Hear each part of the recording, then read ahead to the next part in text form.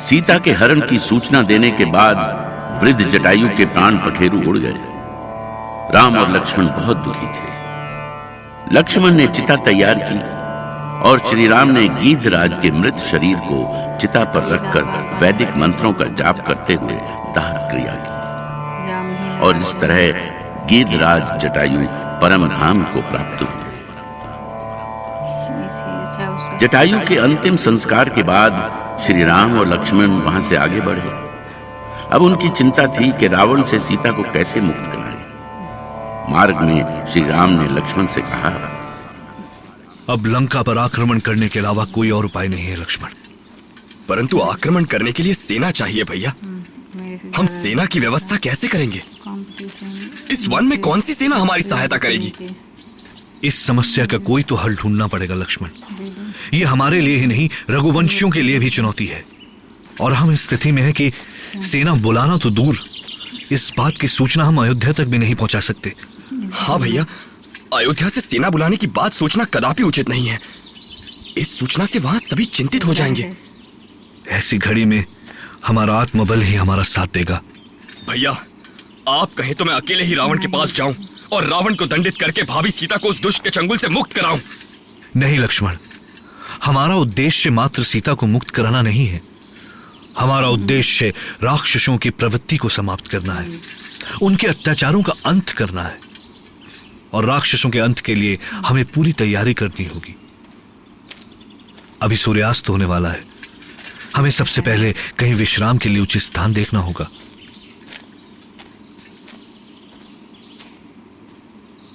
इधर तो ना कोई कुटिया दिखाई दे रही है और ना ही कोई गांव।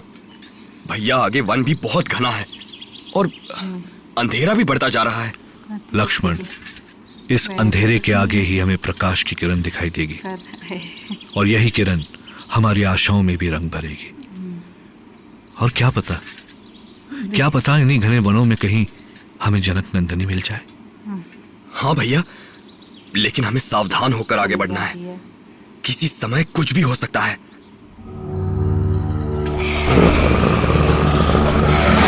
संभल कर लक्ष्मण, लगता है आसपास कोई राक्षस है।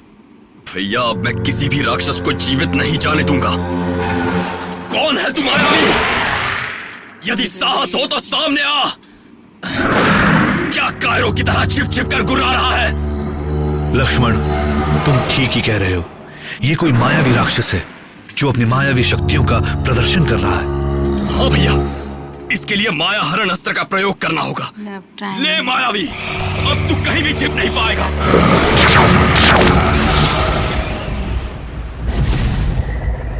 भैया, आप कुछ देख रहे हैं? हाँ लक्ष्मण, हाँ, मैं पहली बार ऐसा राक्षस देख रहा हूँ जिसका सिर ही नहीं है, केवल धड़ और ऊपर कुछ भी नहीं।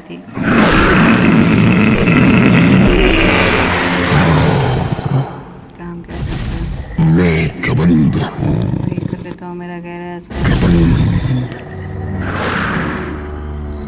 कबंध मानस का रक्त पीकर ही शांत होता है। भैया, इसका मुंह तो इसके पेट में समाया हुआ है। हाँ लक्ष्मण, तभी तो इसका नाम कबंध है। आज तक मुझे चुनौती देने वाला कोई पैदा नहीं हुआ। अब तुम दोनों की मृत्यु निश्चित है। श्री राम और लक्ष्मण ने ऐसे विचित्र प्राणी को पहली बार देखा था। उसके रूप को देखकर उन्हें घोर आश्चर्य हुआ, किंतु वो इतना भयानक था कि श्री राम भी पल भर के लिए सोच में पड़ गए। भैया, ये तो आगे बढ़ रहा है। ये अपनी मृत्यु की ओर बढ़ रहा है लक्ष्मण, लेकिन सावधान, इससे सावधान रहना। आजा, आजा मानुष, आजा मानुष, मेरे भुजापाश में आजा। भैया, बचिए, इसकी भुजाएं तो विशाल रूप लेकर हमारी ओर बढ़ रही है। हे ईश्वर, क्या है ये? हाँ लक्ष्मण, थोड़ा पीछे हटिए। भैया, प्रहार कीजिए, इस राक्षस ने तो मुझे जकड़ लिया है। भय मत करो लक्ष्मण, मैं इसकी भुजाओं को ही काट देता हूँ। तुमने तो मेरी भुजाएं ही उखाड़ दी।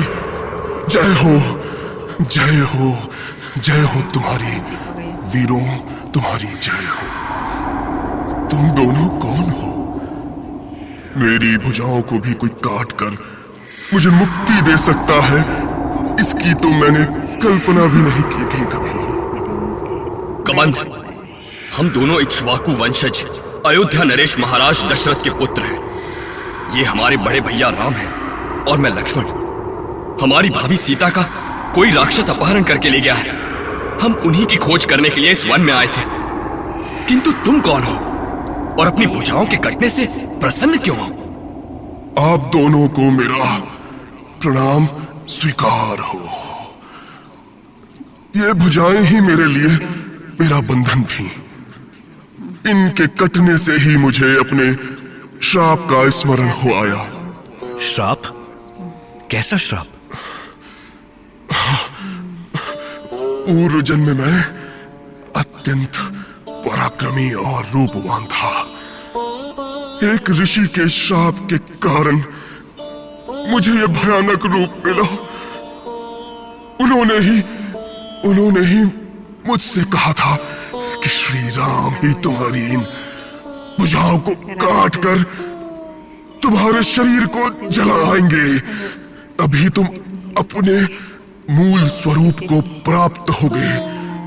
इसीलिए आप दोनों को मैं प्रणाम करता हूं।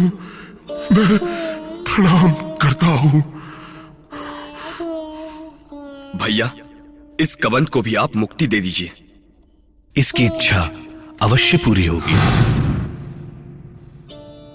कबंध के शरीर को जैसे ही श्री राम ने अग्नि को समर्पित किया, वो अपने दिव्य स्वरूप को प्राप्त कर श्री राम और लक्ष्मण के सामने प्रकट हुआ। परम प्रभु श्री राम, इस उपकार के लिए मैं आपका ऋणी हूं। आपसे निवेदन है कि आप ऋषिमुख पर्वत जाकर सुग्रीव से मिले। सुग्रीव ही आपके इस कार्य में आपके सहायक सिद्ध होंगे। प्रणाम प्रभु।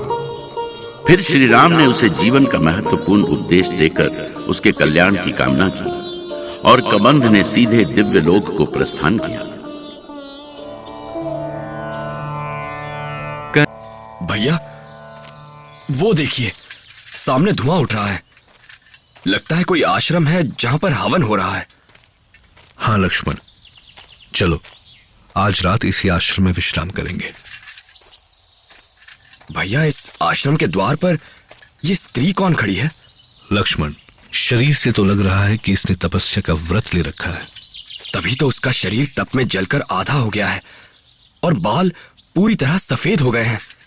अब यहां आ ही गए हैं तो चलकर पूछ लेते हैं।